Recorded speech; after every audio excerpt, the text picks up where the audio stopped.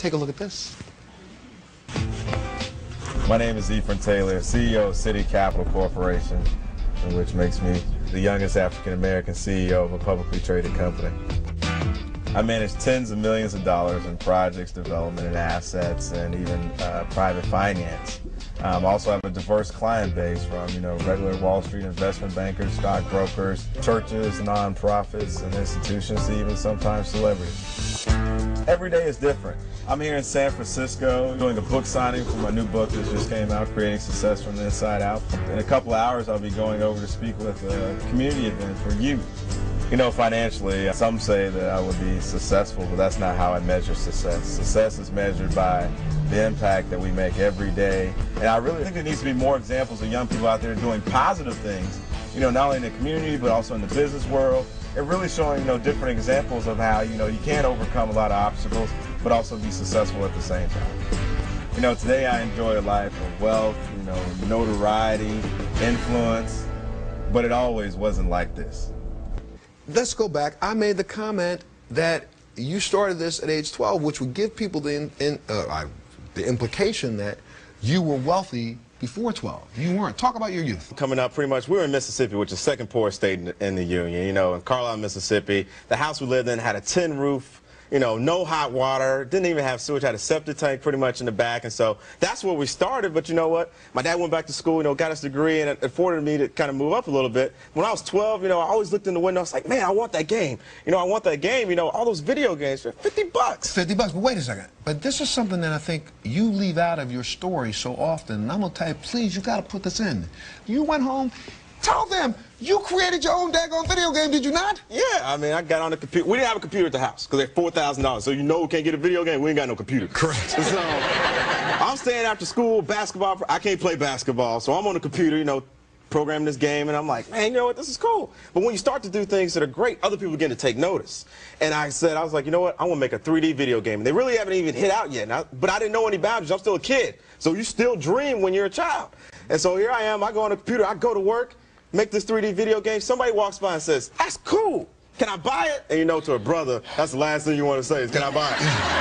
So I made that copy on the disc before you know it. The rest was history, and I kept programming.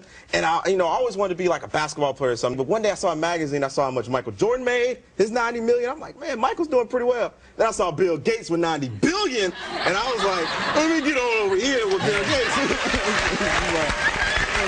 back right after that.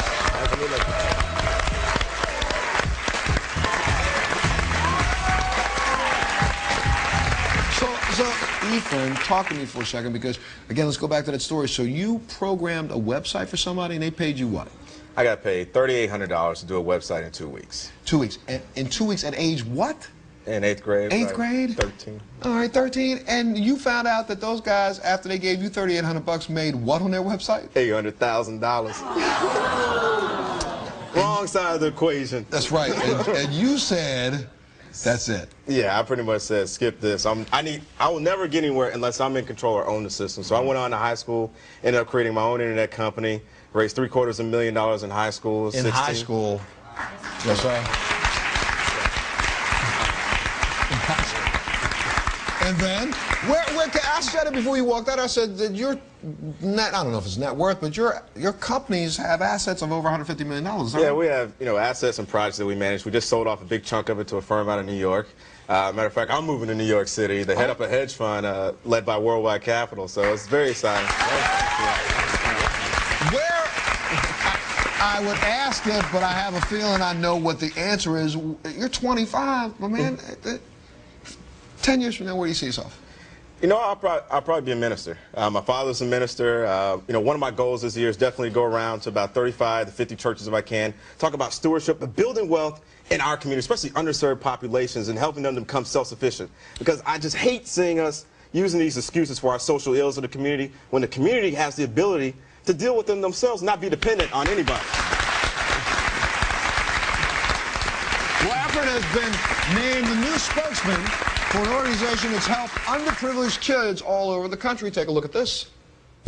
Millionaires in Training, or MIT, is a youth entrepreneurial training and development program specifically targeted to boys and girls between the ages of 12 to 15 years old, located in traditionally underserved communities. It helps you how to plan your future. It's an excellent program, and it gives you a head start on one of life's main components, which is financial. We are in the process of planning and constructing the Millionaires in Training Academy. That we want that to be our entrepreneurial hub for young people to be able to come and say, this is somewhere I connect with, this is somewhere that appreciates the creative genius that I have in me. We want there to be a headquarters for young entrepreneurs and innovative minds to come together and have these business ideas. Crazy. Please welcome Valerie Fields, founder of Millionaires in the Making. Thank you so much. Talk for a second. How many young people do you have participating in this program? We're actually building the program through satellite chapters. When we started, we had 15 young ladies between the ages of 12 to 15, and so now we're looking to grow regionally and then nationally, and we're pleased to be working with Ephren because he is the epitome of what we want our young people to be, that entrepreneurial spirit, the essence of that drive and that passion, and making a difference and giving back. Absolutely. No ifs, ands, exactly right. And so, Ephren, you wanted to say something to Valerie, though, didn't you? I just got in, but I wanted, I always like to come in with a bang, do things right. And so today, Valerie, our company, City Capital, we'd like to present to you $25,000 in public company stock because we believe in building wealth and have appreciating assets to endow millionaires in training.